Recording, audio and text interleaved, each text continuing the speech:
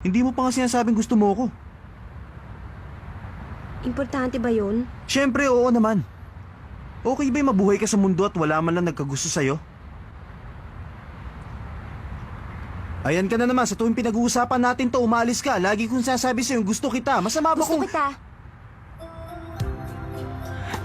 Ano yung sinabi mo? Ulitin mo nga. Nasabi ko na ikaw itong mahinang pandinig. Pabigla-bigla ka naman kasi magsalita, hindi ko talaga narinig. Bakit ba ayaw mo pang ulitin? Nakakainis ka talaga.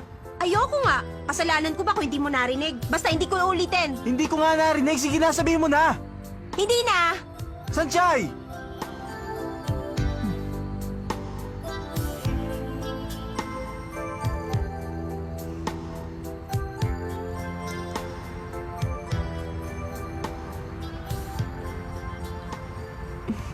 Gusto kita.